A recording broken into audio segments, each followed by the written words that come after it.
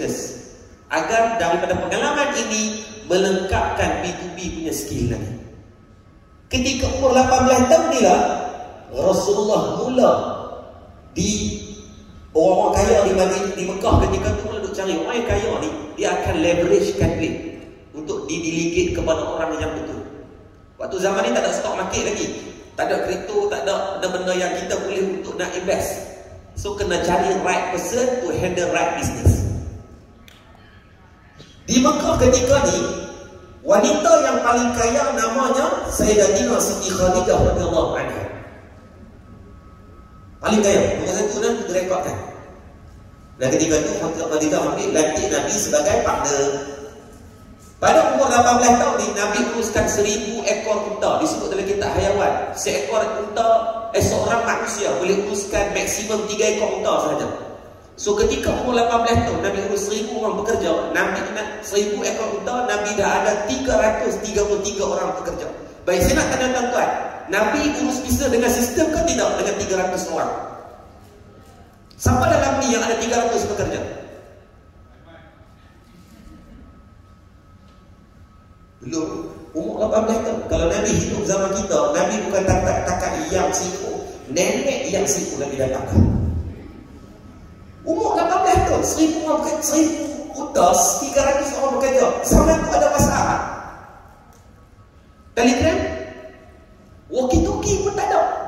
Kita nak pergi kenduri, ada 5 biji kereta, buat grup khas, grup kenduri 8 hari bulan 12. Memang grup tu ditubuhkan untuk kenduri tu, lepas tu dibubarkan. Baik, saya nak tanya, lokasi bagi, alamat bagi, simpang bagi, semua bagi, ada sesat. Sesat juga. Saya tak tahulah macam mana Nabi boleh handle 300 orang pekerja seawal umur 18 tahun. Kalau kita 18 tahun baru ni satu company di bursa, bapak dia billionaire, dia bagi anak dia naik director, suka hati bapak dia. Bapak sekali, siapa? Kan ada orang umur 21 untuk internship, pengalaman internship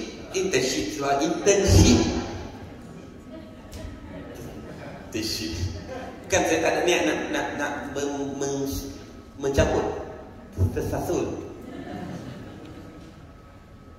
So Rasulullah boleh handle. Hari ni baru betul berkehoding papa ada 300,000 orang bekerja. Rasulullah umur tu. Dan pada umur 18 tahun 1000 ekor unta ni dibawa ke Syam. Pergi ke Syam, habis semua barang dagangan. Saya try buat valuation, 1000 ekor unta dengan harga pasaran sekarang, seekor unta ada sekitar RM8,000. Unta dewasa lah. So 1000 ekor unta bersama dengan RM8 juta. Tapi ingat, setiap unta ada barang dagangan. Yang ni bawa barang Zafisha, yang ni bawa Lisandra, yang ni bawa ni, contoh. So setiap unta, dalam kitab Syarah dan Dr. Mustafa As-Sibari dia kata apa? Setiap unta ada sekurang-kurangnya 3 kali ganda nilai unta tadi. So let's say kita kata dalam setiap unta ada RM15,000, kali dengan 1000 bersamaan dengan RM15 juta nilai pasaran yang Nabi bawa ketika umur 18 tahun. Dan pada umur 18 tahun ni, kali pertama urus proposal bisnes ni, habis semua barang. Membuatkan pada umur 21, Siti Khadijah memberikan 2000 ekor unta pula. Sebab untung. Yang best dan untung Nabi, bila tengok dalam kitab Dr. Mustafa kata apa? Dia kata apa? Bukan Nabi hanya jual barang, Nabi jual termasuk unta-unta. Dalam perjanjian, kita buat staf kita ni semua pergi pasar malam, kita company macam contoh macam Badak sekarang ada dengan Syukur Burger. Kita dapat kontrak happy 1000 stall di bawah Syukur Burger. So kami provide stall apa semua, kita bagi semua kat mereka, dia orang buat jual burger lah. Contoh bayangkan Nabi macam itulah kontrak kat asasnya, jual barang di atas tu, bukan jual stall burger. Tapi Nabi ni punya tenor niaga bukan takat barang dengan unta-unta, jual habis balik solid keuntungan. So bila balik tak unta, ada kos lagi tak? Tak ada. Contoh semalam di stadium Bukit Jalil, tuan memang jadi Johor contoh. Dengar apa? Contoh, bagi contoh. Semalam daripada Johor nak pergi berniaga burger, bawa food truck. Tak apalah sedih sebab kalah semua. Macam mana? Takkan menang semua, dia bukan suka. Duduk atas dunia, kena ada menang kalah. Kalau nak menang semua, masuk syurga. So, tuan-tuan pergi niaga berke, tengok-tengok balik. Taklah sedih-sedih, tapi bawa baliklah food truck. Bawa balik food truck. Walaupun kalau berke habis tak habis pun, food truck tak boleh. Tapi Nabi tak bawa balik mana.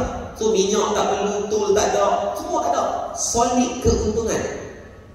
Kita bagi kat anak kita bawa BSPM ni apa beli food truck, ambil niaga. Dia pergi pasar malam, dia balik tengok naik Grab. Dia tengok apa balik dengan Grab. Dia kata apa tadi jual burger habis semua. Tengok-tengok food truck orang beli. Apa bagi 100,000 kan beli food truck, dia beli 150,000. Betul kau bagi? So Rasulullah buat benda tu apa lagi? Orang semua jual barang, jual dengan unta-unta solid, double keuntungan. Dan ketika ni nilai perniagaan Nabi berjumlah 23 juta lebih. Tadi saya kata apa? Di sini ada apa? Profit sharing. Khadijah dia tak pernah jumpa dengan Nabi. Biasanya for profit sharing punya term and condition, bolehlah kita katakan 50-50, boleh? But profit sharing dia jadi silent partner. Kalau dia tu terlibat operation atau apa-apa, mungkinlah tak pilih kepada term tu 50-50, tapi tak jumpa langsung. Disebut dari riwayat pada umur ni Rasulullah tak pernah jumpa Siti Khadijah. So nilai 23 juta, let's say kita kata 30% itu adalah profit. So berapa tuan-tuan? 6.9 juta profit. Bahagi pun 3.45 juta. Bahagian Nabi saja boleh profit. Kaya tuan-tuan. Sebab tu ketika Nabi berkahwin dengan Siti Khadijah, Nabi bagi mas kahwinnya, maharnya adalah 20 ekor unta merah. Unta merah adalah unta yang paling mahal. Maksudnya kalau Nabi kahwin dengan Siti Khadijah, Nabi bagi 20 biji rental sport. Kita kalau boleh Asia tu kira peluk dah balik ini gitu. Balik rumah sebelum lagi kan sayang tarang dapat main kick off dulu. Oh tuan-tuan malam tu peluk dia sampai minggu depan. Taklid mazhab sebab apa? Tukar mazhab Hanafi agar tak batal wudu di antara suami isteri. Semayang pun tak kan? Allahu Akbar. Sayang. Karena umur saya pendek lah. Ni jadi 2000 ekor unta sampai 25, Nabi berkahwin sampai 40, Nabi ganti jadi Rasul. So total tanggungan ini bersamaan dengan 32 tahun Rasulullah berniaga. Baik, Nabi berdakwah berapa tahun? Umur 40 jadi Rasul, Nabi dah tak berniaga lah. Nabi fully retired. Ketika tu diambil alih oleh Abu Bakar, Sayyidina Umar, Sayyidina Osman, Abdurrahman Auf, Sa'ad bin Abi Waqqas, Zubair Al-Awwam, Talha Ubaidillah, itu semua protegi-protegi Nabi lah. Nabi full time dengan dakwah daripada umur 40 sampai 63 bersamaan dengan 23 tahun Nabi berdakwah. 30 tahun berniaga, 32 berniaga, 23 berdakwah. Mana lama lagi? So sunnah mana yang kamu nak ikut? Ambil dua-dua. Tapi mana kamu punya passion? Berapa ramai dalam ni yang kalau saya tolong otak, saya akan tolong otak kamu jagoan. Start minggu depan, kamu tolong mengajar di Masjid Surau. Boleh? Satu ya, seorang ambil semua satu ya. Boleh kan? Oh, semua senang. Ustaz, kami nak ajar apa sekarang? Ajaran sesat pun bikin dia bawah ni. So you go for your own passion. Perniagaan itu juga sunnah Nabi SAW. Maka yang pertama bila sebut tentang kenapa perlu kaya, ianya adalah sunnah baginda Nabi SAW. So bayangkan setiap nafas kamu itu dikira sebagai bawa kepada benda yang Nabi buat. Sunnah bukan hanya kita menghidupkan sunnah pakai sorban. Sunnah bukan hanya kita hidupkan dengan sunnah yang Nabi ajarkan, termasuk dengan fil fi'li apa yang Nabi buat. Yang kedua, macam mana nak katakan? Wish.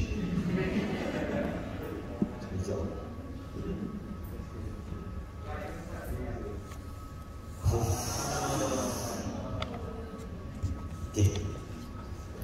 Yang pertama, Nabi sendiri berniaga. Yang kedua, apabila terlibat, kenapa perlu untuk kaya? Kerana melengkapi rukun Islam kita. Saya ulang, melengkapi rukun Islam saya dan tuan-tuan. Oh, yang Paul Ustaz. Baik, rukun Islam kita ada berapa? Yang pertama, mengucap kalimah syahadah. Perlu duit dah. Siapa yang mengucap tadi hilang tiba-tiba dalam account bank dia hilang RM100? Tak ada, alhamdulillah. Yang kedua, solat 5 waktu, kena duit dah. Tak ada, jarang kita sembahyang, tengok-tengok Allah duit hilang lah 500 sebab apa? Bayar 5 rakaat. Tak ada. Yang ketiga, apa dia? Berpuasa di bulan Ramadan. Kena duit tak? Tak kena duit. Alhamdulillah menjimatkan duit sebab tak ada makan 3 hari. Yang keempat, menunaikan zakat. Perlukan duit ke tidak? Wajib perlukan duit. Syarat nak mengeluarkan zakat mesti cukup haul dan nisab. Maka di antara nisab zakat adalah 85 gram emas bersamaan dengan sekitar RM18,000 per kapita tahunan. Maksudnya kalau kita tak boleh mengeluarkan zakat, maka tidak sempurna iman kita sebagai orang Islam. Tiang agama itu hilang satu disebabkan apa? Tak boleh mengeluarkan zakat. Iaitu Ustaz, macam mana pada orang miskin?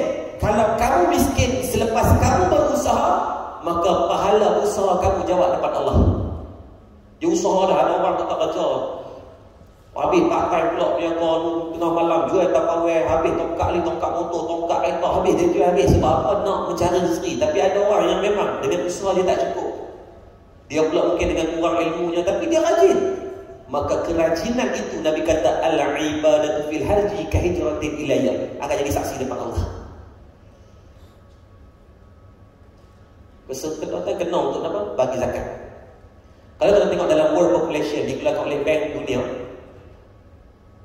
kan, World Bank dia keluarkan data, dia kata apa? Data kemiskinan pada tahun 2018 sebelum berlaku COVID-19 itu adalah sekitar 12% daripada populasi dunia. After COVID, berlaku peningkatan paling tinggi dalam sejarah dunia kita, naik kepada 18%, naik 3 kali ganda daripada pertumbuhan asal. Biasanya naik, memang ada dia punya data dia, tapi sebab COVID 3 kali ganda naik. JP Morgan kata apa? Malaysia saja 2 juta orang hilang peluang pekerjaan. So normal lah, data itu boleh diterima lah. For me is valid. Kalau kata 18% daripada 7.9 bilion, tu bos cek tengok betul tak? Population sekarang ada 7.9 bilion. Kita ada sekitar orang miskin itu daripada 18%, ada lebih kurang dalam 1.5 bilion. Dan Islam dah atok dah sepatutnya tidak ada orang miskin, apabila orang kaya boleh mengeluarkan zakat 2.5%. Itu Ustaz tak cukup. Maka sebab itu adanya pula sedekah, adanya infak, adanya berbagai lagi instrumen yang lain. It should be. Tapi unfortunately-nya lembaga zakat negeri mengeluarkan kajian di Sabah. Minta maaf saya ambil Sabah lah, sebab kalau abang nak KL kaji ni tak rasa pula. Di Sabah tahun 2019 yang berniaga keluarkan zakat cuma 2% sahaja. Tuan-tuan boleh ambil data tersebut, boleh buka je Google. 2% buat keluar zakat, hantu raya semua. 98% tidak keluar zakat. Ingat, orang yang tidak mengeluarkan zakat, Nabi SAW sebut nantinya mereka akan menelan bara api neraka Allah Subhanahu wa taala. Tak payah sembang telan bara api. Besok parking kereta tengah panas, parking motor tengah panas, hampa terus pi selok je mat tu. Pungkok tak pungkok. Jubur. Nampak kan? Punggung. Nampak ada apa tu? Ngangguk saja. Jubur punggung 2/3 masak tu. Panas. Jangan nak sembang api neraka. 3 lan tak boleh tahan punya. Tu Ustaz saya ni 3 lan ni. Try ambil dulu lah. Bersila atas jalan tak tengok. Boleh tahan setengah jam, terror. Boleh. Lepas tu zakat tolong keluarkan. Tolong set your big why dalam perniagaan kamu, dalam terlibat dalam bisnes. Kaya sebab nak keluarkan zakat. Kaya sebab you nak memberi sesuatu kepada orang. Boleh? Yang kelima, dalam rukun Islam kena ada apa? Menunaikan haji bagi yang berkemampuan.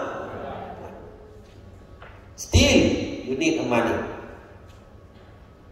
Ditambah-tambah lepas COVID ni, kos perikatan umrah dan haji naik mendadak. So tolong, dalam perniagaan set untuk kamu boleh pergi haji, matter of time. Kalau kamu boleh beli kereta sampai beli juta-juta, tak pergi haji, balik sekali lagi, tonton dulu kat bilik, tengok depan cermin, ambil jari tengah, letak sini, tarik, tonton lepas pelan-pelan. Kalau hang boleh beli kereta harga lebih daripada 200-300 ribu, kalau kamu boleh beli barang kemas sampai tak cukup tangan, nak pakai tangan dua, ya beli lebih pada macam asli, melambak Allah pun. Kalau kamu boleh beli ada aset yang banyak, kamu boleh ada macam-macam, tapi kamu masih boleh beri alasan tak mampu menunaikan haji, jangan jawab dengan manusia. Tak ada manusia boleh bersoal, jawab dengan Allah. Saya embang niaga saya buat sebab saya nak ni tengok-tengok. Fokus untuk diri je, untuk agama kamu tak buat. Tengok sendiri lah. Kalau kamu boleh nilai kemampuan kita, saya tak mampu, betul ke tak mampu? Kalau kamu boleh mencukupkan kehendak mengatasi keperluan, kehendak lah.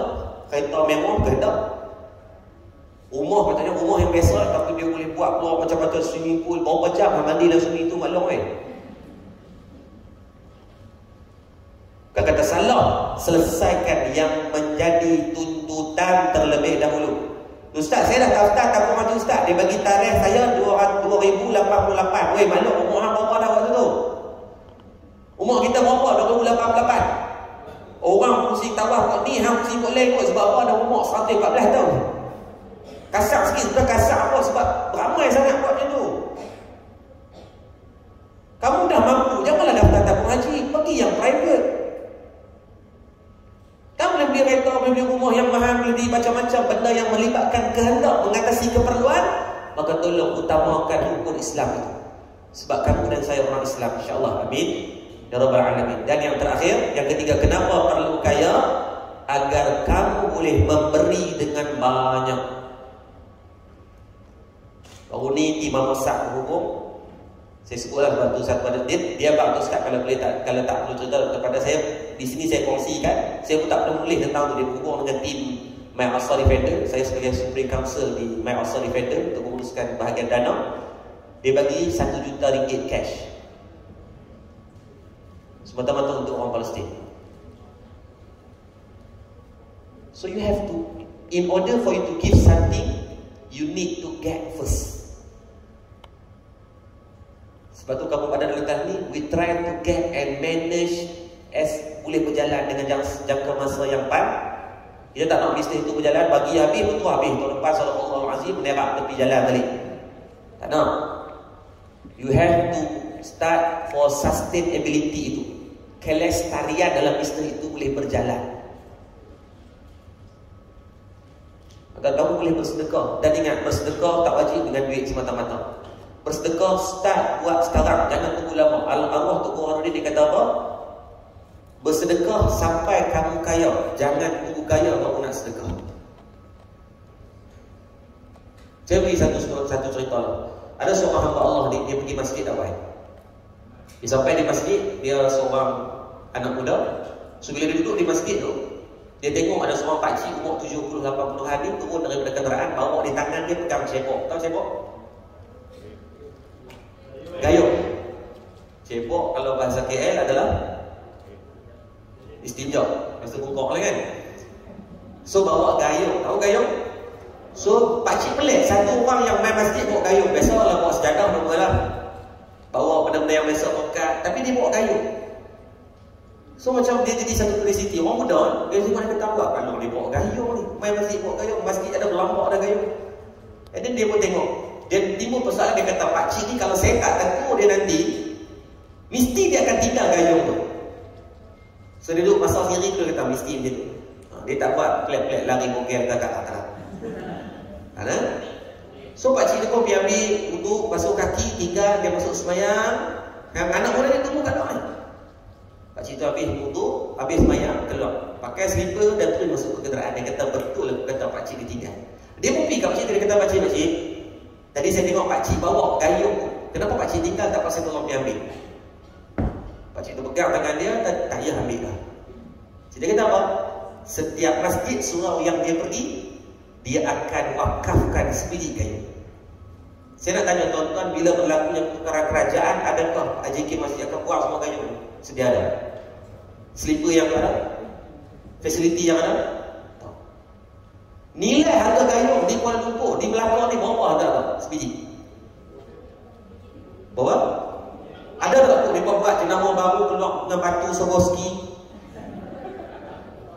eksklusif. Gayung ni kalau cedok ayak sekali ada rasa macam berkali-kali cedokannya. Ada?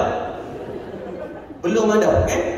So bayangkan dengan harga RM2 setiap hari berapa liter air yang akan dicedok, sebanyak itu pahala yang akan dapat kepada orang yang menyumbang. Baik, saya nak tanya dalam ni semua jutawan belakang ni, berapa ramai yang dalam ni pernah wakafkan gayung di masjid seorang? Woi, Slipper. Ibu, buat ibu. Sembang jutawan tu. Kadang-kadang kita nak nampak nak sedekah tu, kalau boleh nak pakai aircon sembahyang tak angkat kain, sembahyang tu sejuk macam dekat Switzerland. Kita nak fikir yang besar sangat sampai tuan-tuan tak mula-mula. Why not you pergi sekali kat masjid dekat lalu, janganlah semua beli gayung pula. Lagi penting kau tak banyak sangat gayung ni. Mana imam masuk banyak tak? Tak payahlah. Soalnya kita pergi masjid kadang-kadang kita tengok tandas. Pernah masuk tak kadang-kadang masuk tandas tengok selipar jeput tu yang betul-betul zaman jeput. Dia ada dua-dua belah kanan. Kalau kita pakai orang jalan. Lepas tu panggil AJK masjid, bila beli selipar dia suka potong. Separuh kat luar, separuh kat atas kesa. Kita jalan, ya Allah, seksa Allah. Kadang-kadang kita pergi masjid, tengok kadang-kadang ada benda-benda yang kekurangan. Itulah peluang kita sedekah. Sebaik-baik sedekah adalah bagi kepada yang memerlukan, termasuk pada perkara. So start bagi, jangan tunggu kaya. The moment saya pun bila arwah Ustaz Muqaddam meninggal, saya buat madak, saya tak ada apa-apa. Bukannya saya kaya sangat apa tu. Saya start dulu buat. Tadi isteri saya wakafkan. Saya jual tanah tu nak sustain staff dan sebagainya. Struggle, we have to go for struggle. Sedekah yang boleh adalah kita rasa benda tu hilang. Sampai hari ni tuan-tuan, ya, bawa sekarang kita ada, saya ada sekitar 13 person di bawah kan. Ada 100 staff lebih. Alhamdulillah untuk injection, projection ada jutaan lah setiap bulan untuk itu berlaku. Tapi sampai hari ni saya kata dah, selagi masjid tidak, saya takkan beli beli rumah atas nama saya. Saya masih menyewa rumah saya. Rumah kalau tuan-tuan malu, saya nak bawa rumah saya kecil je, rumah teres kan. Tak apa, saya seronok. Susah apa, saya bukan ada rumah saya. Main hotel dia berdapat cemen free. Start buat, jangan tunggu. Dengan memberi kamu akan kaya. Saya tak ada duit Ustaz, maka start sharing ilmu. Kamu reti masak, kau elok reti menyanyi, ajak orang nyanyi. Kadang-kadang kita dengar orang nyanyi tak sedap, kita rasa macam nak lempang-lempang tau. Tapi dulu juga menyanyi. So kau elok lah kena ajak. Ada yang dalam yang reti buat nasi, ajak cara buat nasi. Kita rasa macam Allah buat nasi pun nak ajak. Tuan-tuan buka YouTube, saya tengok sekarang tulis cara buat masak nasi. Buka saya tengok boleh. Kau kat YouTube semua buat. Abang kata ilmu ni kan kena ilmu yang ganas-ganas. Ilmu yang basic pun ramai orang perlu belajar. Tulis cara masak nasi. 70,000 orang tengok, 50,000 orang tengok, 70,000 orang tengok. Yang kita duk cerita ilmu power, 2 view tu pun dua-dua kita tengok. Duk rasa macam ilmu ini kamu takkan belajar di tempat lain, kamu hanya dapat dengan saya. 2 jam cakap, 2 view tu pun dia buka satu, 2 dia buka. Satu tengok komen. Tengok komen ni yang gaduh kan dia.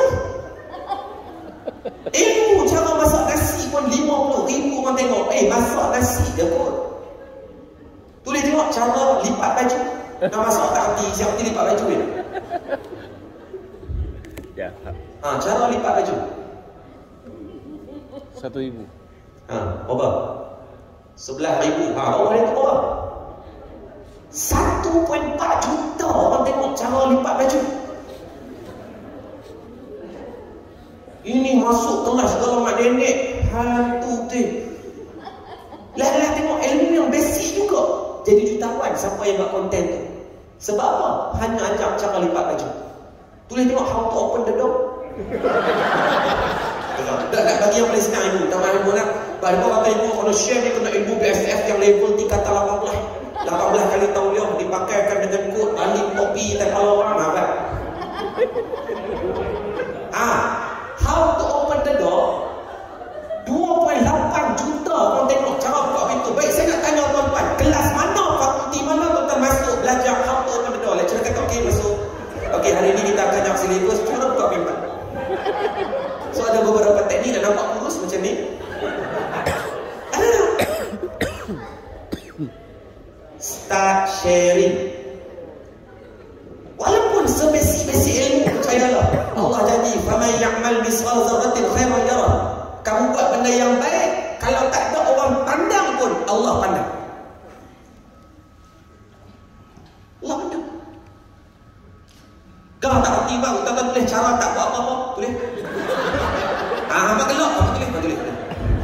Tapi jangan buat konten ni. Cara tak buat apa-apa.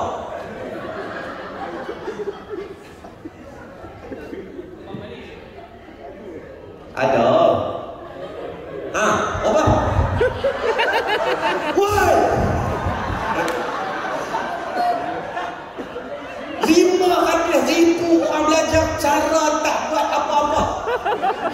Woi.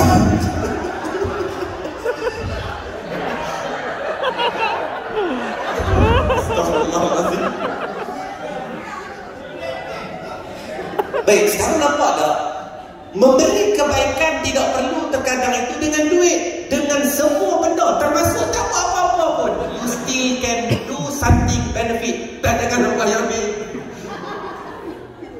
Berbiasa boleh cara bernafas. Boleh tak cara bernafas? Oh, tuan-tuan gelap. Tuan-tuan, orang yang ada penyakit jantung, bila dia main heart attack, dia ada cara untuk nak reducekan untuk cara bernafas. Tentera bernafas secara manual. Sebelumnya auto kan? Sebelumnya auto. Manual. Okay. Are you clear? You get me? So start sharing and start giving. Tak perlu kamu nak jadi kaya, nak dulu kamu nak jadi jutawan, kamu nak dapat achieve some of your vision board dan sebagainya. So start sharing, boleh? So pada saya, orang yang start memberi itu adalah orang yang kaya. Skip the process 1, proses 2 tadi. You can start yang proses 3 ni dulu. Yang tadi nak keluar zakat, you kena ada pemilikan harta. Dia ikut sunnah Nabi, makan masa panjang, tapi kita sedang buat. Tetapi start sharing and giving now, you are millionaire insyaAllah. Amin. Ya Rabbal Alamin. So 3 benda, saya rasa insyaAllah mudah memberikan manfaat pada kita semua pada malam ni. Walaupun masa yang tak terhad, saya dah kena saman banyak kali dah tadi. So dah lebih kurang 5 minit masa yang terakhir. So 3 ni saya rasa insyaAllah berfaedah dan bermanfaat lah. Walaupun sedikit, saya jadi nak ulang, saya minta maaf. Dan kalau nak buat straight, tuan-tuan dengan Abang Hanif, dia memang kami ada personality yang berbeza tu kan. Kalau dalam anak ibu tahu lah. Kami asyik gaduh. Dia pojak atau dia suka marah saya. Sebabkan dia guru saya, so kena saya sangat menghormati dia lah. Tapi kan personality berbeza, memang berbeza pun. Saya bawa ibu pergi berubat atau ibu sakit kan. Bukan saya lambat, tapi ustaz tu kebetulan ferry dia lambat. Abang Hanif marah. Saya kata saya bukan bawa ferry. Tuan-tuan tahu saya all the way datang daripada Kedah pergi Terengganu semata-mata nak berubat ibu. Habis berubat balik. Saya kena marah. Saya duduk nangis sekejap. Kenapa aku kena marah? Tapi juga kami lepas itu habis kan, tak ada masalah. Saya tengok yang saya tengok kita dah menangis. Dia orang pergi Pahang, dia boleh makan nasi panjang. Saya 2 hari tak makan nasi sebab sedih, sebab membuatkan ibu tunggu lama, membuatkan dia jadi bad mood. Tapi kita fahamlah sebab tu, sebabkan Abang Hanif yang sebeginilah Anna boleh bawa sampai setakat ni. Saya salah, alhamdulillah. So raihkan kekurangan yang ada dalam staff kita, pada kekurangan as a founder, insyaAllah kita akan bahagia. So start sharing, start giving them. Allah bagi manfaat dan kebaikan. Sekali lagi saya ucapkan terima kasih banyak kepada tuan-tuan. Saya doa sekali lagi agar tuan-tuan dapat manfaat dunia akhirat. Jadi sebelum saya tutup,